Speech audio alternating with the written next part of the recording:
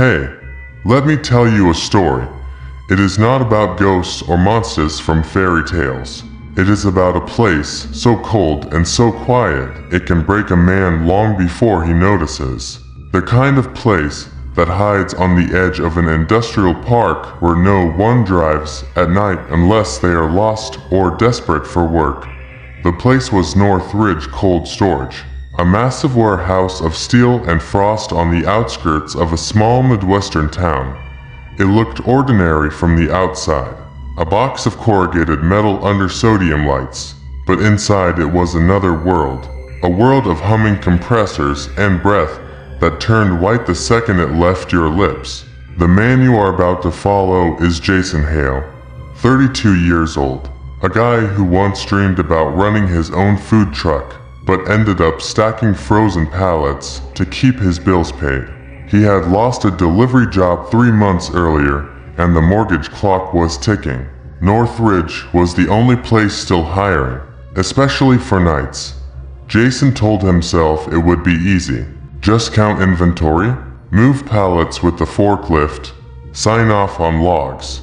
The pay was lousy, but nobody would bother him. That Wednesday night, he parked his beat-up Ford Ranger under a flickering lamp, grabbed his thermos, and stepped into the fluorescent lobby where the time clock ticked loud against the silence. The day crew had already left, their laughter replaced by the low moan of industrial freezers. He swiped his badge. The heavy door shut behind him with a metallic thud, and the temperature dropped like a stone. The air smelled of cardboard, steel, and a faint hint of bleach. Jason's boots echoed down the main corridor as he headed for Section C, where pallets of frozen meat waited. Each step crunched on frost that had formed on the concrete. He kept telling himself to breathe steady, but the echo of his own movements felt too loud. He glanced at the rows of steel racks disappearing into the distance. The lights overhead flickered once, then steadied. He forced a laugh under his breath. Just old wiring. He fired up the forklift and started moving boxes. Hours passed in a rhythm of engine noise and the squeal of pallet jacks. Around 2 a.m., he stopped for coffee beside the emergency exit. The red exit sign glowed dull against the frost. He took a long sip and leaned on the forklift. That was when he noticed it. A footprint in the thin layer of ice on the floor. The print was fresh, its edges crisp, but it was not his boot tread. It was narrower, lighter, and led deeper into Section D. Jason frowned. He was supposed to be alone. The supervisor had locked up after the day crew. No one should be here. He set down his thermos and followed the prints between towering racks of frozen food. The silence felt thicker the farther he went. He reached a corner where the lights dimmed slightly.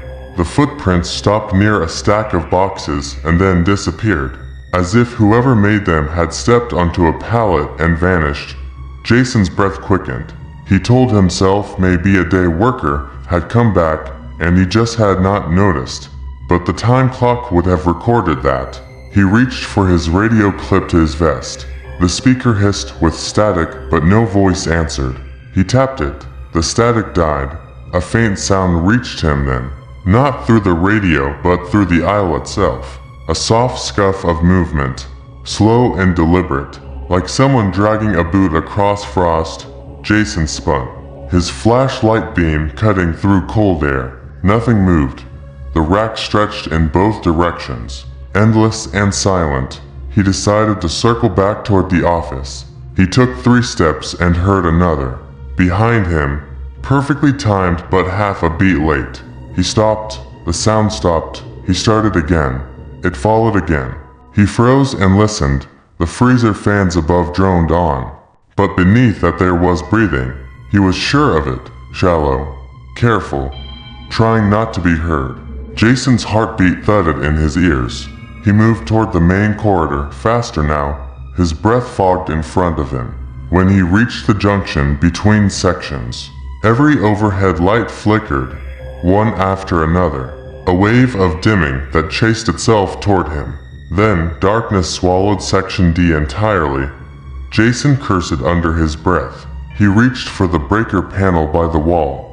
but his gloves slipped on the metal. The panel was already set on. The power had not tripped. The lights were dying on their own. He backed toward the forklift. The red exit sign across the floor suddenly blinked out, leaving only emergency strips glowing faint blue. The temperature felt colder, biting through his jacket. He turned and saw condensation on the steel door where warm air from the office leaked in thin curls. He was sure he had closed it tightly. He crossed the floor quickly, pushed on the handle, but it did not budge. It was locked from the outside. That was impossible. He had the only active badge tonight. Panic scratched at the edge of his thoughts. He forced himself to breathe.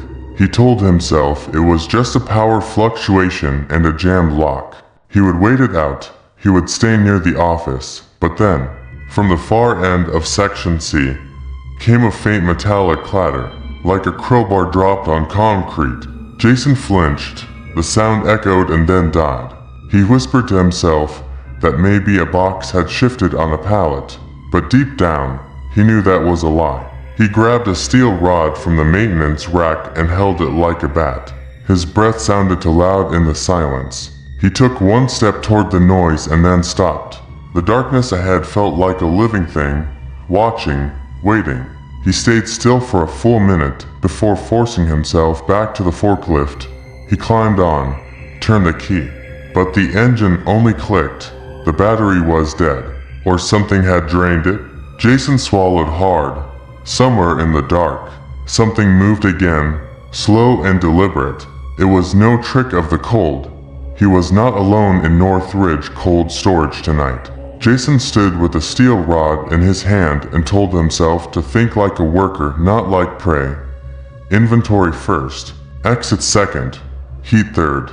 He needed a plan. He crouched by the maintenance cart and found a small handheld thermometer.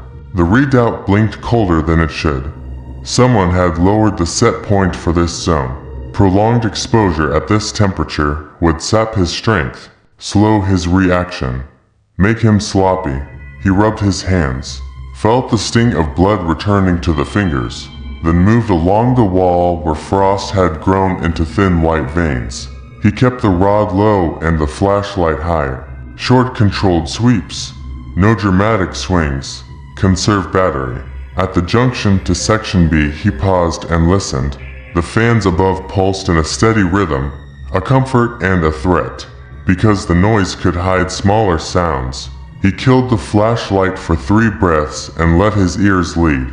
There, a soft exhale to his left, too human to ignore. Jason raised the light and found only racks and boxes, but a long streak of frost had been wiped clean at chest height, like a gloved hand had steadied itself along the rail. He pictured a thin person hugging the steel, moving in his blind angles. He forced air into his lungs slowly. 1 count in, 1 count out, and advanced. He reached the inventory terminal, bolted to a post, and tapped the screen. It lagged, then opened the last active user, not him. The last login had occurred 40 minutes earlier from a badge number he did not recognize. The name field was blank. Maybe a corrupted record. Maybe someone had cloned a card. He checked the door logs. The system said every exterior door was secure. It also said no one had entered since Jason. That was either a lie or the person inside had never used a door. He remembered the delivery tunnel that connected the freezer to the loading dock's lower bay. A short concrete throat with a rolling shutter that sometimes stuck. If someone had wedged it open during the day and slipped in at shift change, the logs would be clean. The thought tightened his chest and sharpened his focus. He marked a path in his head. Terminal to tunnel, tunnel to dock, dock to phone line. If the radios were dead, maybe the landline still worked. He started moving. As he crossed into Section B, the lights dimmed in a wave again. Not all the way down, just a warning. The emergency strips along the floor glowed with a faint marine blue, turning the frost into a distant ocean. Jason kept to the left side, the shadowed side. He passed a stack of chicken crates and saw one door ajar where none should be. He froze. lifted the flashlight, and saw a smear of condensation on the inner seal. He heard a small click, like a zipper tooth settling, and then nothing. He swallowed and spoke softly, not to negotiate, but to establish terms with himself. "You are not going to charge blind into a box." He reached and pushed the door shut with the rod, then slid a locking pin into place. He told himself it was containment, not fear. The metallic clatter came again, closer, followed by the whispery rhythm of fabric scraping metal. Jason moved toward the sound and then cut right between two racks. He killed the flashlight again and knelt, letting his eyes adjust to the low strips. A silhouette moved at the end of the aisle. A thin shape hunched slightly. It paused as if smelling the air, then drifted out of sight. Jason waited, counted, rose, and padded forward. Each step matched the ghost of his own, half a beat behind. He reached the corner and stepped wide to avoid an ambush line. The aisle was empty, but a side door to the valve corridor stood open. Beyond it, the air seemed even colder. He could see his breath hang there and not move. He entered the corridor, narrow, filled with pipes that carried refrigerant like steel arteries. The hum here was deeper, a living thing in the walls. He felt the floor tremble subtly with the pulse of compressors. He followed the corridor to the manual override wheel for the emergency latch system. If he could throw the mechanism, the exterior doors should unlock. He grabbed the wheel, braced, and pulled. It did not move. Frost had fused the threads. He dug his gloves into the knurling and pulled again. The metal screamed, then gave a quarter turn. Somewhere out on the floor, a relay thunked. A spark popped, lights surged and then steadied. For 2 seconds, Jason felt the world return to normal.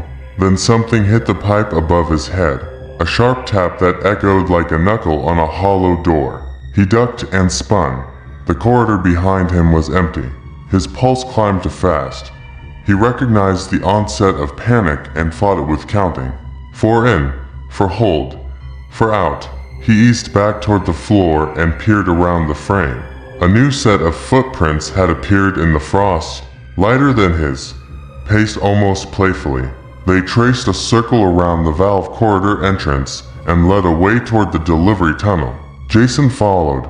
He told himself to stop thinking about intent and think about outcome. The outcome he wanted was simple. Get to the dock. Lift the roll-up door. Get to a phone or the lot. He kept the beam low and wide to avoid tunnel vision. The prints led him to the tunnel mouth. The rolling shutter hung 2 inches off the ground, just enough for air to draft.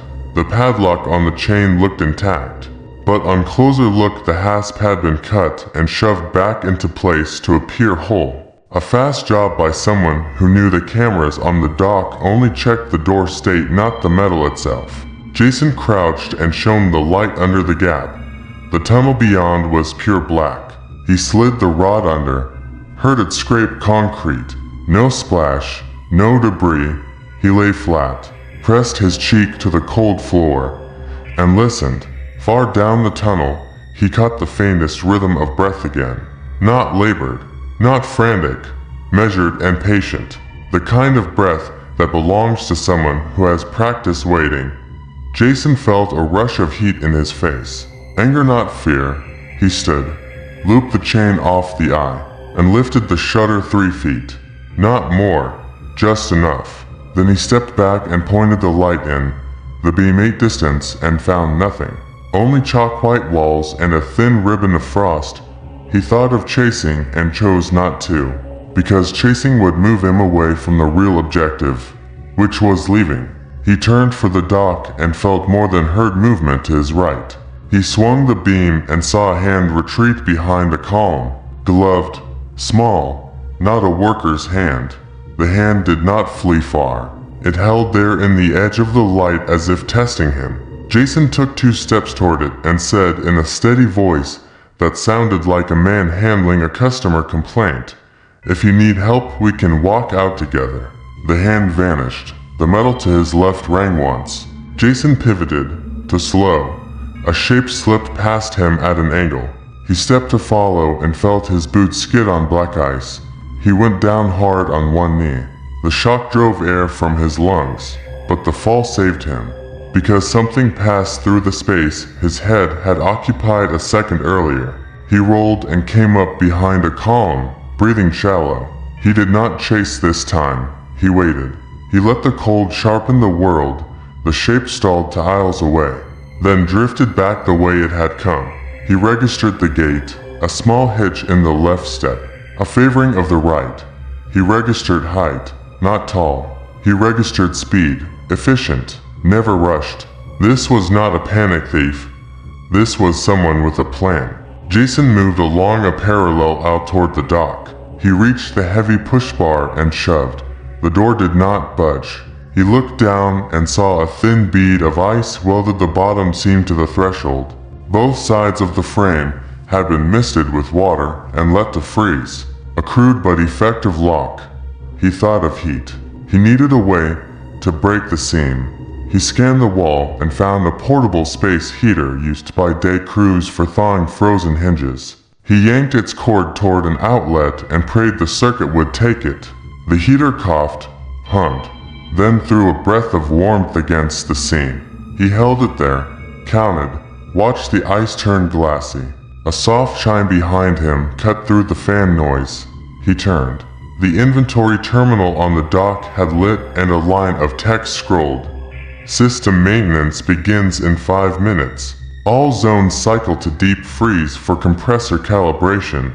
The words hit him like a blunt object. Deep freeze would drop the temperature past the point of rational thought if he stayed inside. He pressed the heater closer and pushed on the bar. The seam cracked. He pushed again and heard a high thin tear as ice lifted from steel. An inch of light opened at the bottom of the door. Cold night air spilled across his boots. Relief so sharp it hurt. He did not stop to savor it. He shifted his weight, jammed the rod under the bar, and leveraged his body. The door gave another inch, 2, 3, enough to slip a forearm. He heard the scuffing return behind him and did not turn. He shoved with the full line of his shoulders and the door swung wide enough for a body. He stepped through into the loading bay and pulled. The door came with him, then jerked to a stop. A hand had grabbed the inner edge. He saw it, gloved. Thin, the same small hand. It did not try to yank. It held, a pressure gain. Jason pushed harder and felt the hand yield a fraction. Then the hand let go. The door slammed. The sound cracked down the empty bay like a gunshot. He dropped the bar and ran for the office door on the mezzanine. The keypad blinked green when he swiped. He stepped into air that felt warm as summer and locked the door behind him. He grabbed the phone, old analog, and dialed the supervisor's number from memory. It rang, and rang, and rang, and finally clicked to a voicemail that sounded cheerful and far away. He kept his voice level, told the machine that someone had breached the freezer, told it he was intact and moving to the parking lot, told it to send police and the plant manager. He hung up and checked the camera feeds on the wall screen. The dock camera showed the bay and the freezer door. Nothing moved. The interior cameras for sections B through D showed only static. He watched for a long breath and then two. A shape slid along the edge of the loading bay frame, just outside the freezer door. The shape paused at the camera blind spot and then vanished from sight. The feed gave him nothing more. He grabbed the master key, braced himself, and stepped back onto the metal stairs. He kept the steel rod in his right hand and the key in his left. He moved down the steps and across the bay toward the lot exit. The emergency bar pushed clean this time. Outside, the night tasted like carbon and exhaust. The lot lay empty under the flicker of a single lamp. Jason stepped into the light and listened. The only sound was the far highway and his heartbeat cooling. He looked back at the dock door. It remained shut. He walked to his Ranger, unlocked it, and slid behind the wheel. He did not start the engine yet. He sat and let his breath find a human rhythm again. He knew two things with certainty. 1. The person inside had planned the environment, not the violence. The temperature, the lights, the locks, too. They had no reason to stop now just because he had left. He turned the key and the ranger coughed to life. He dialed 911 on his phone and kept his eyes on the dock. He gave his name, the address, the situation, the detail about deep freeze cycling soon. The dispatcher told him to wait in the truck with doors locked and lights on. Officers were en route. He said okay, then hung up and stared at the building that looked ordinary again, a metal box under a tired lamp. He thought about how close a person can stand to another person in a silent place and never be seen. He thought about the practiced breath, the patient cadence. He promised himself he would never ignore a footprint again, not at work, not in life. He watched the second hand on his dashboard sweep. He breathed. He waited. And when the first cruiser lights rolled over the lot, he felt the kind of relief that does not erase fear. It only teaches you where to look next time. If this story pulled you in, if this kind of cold realism keeps your pulse honest, hit subscribe. There is more coming, and you will want to be here when the next night shift begins.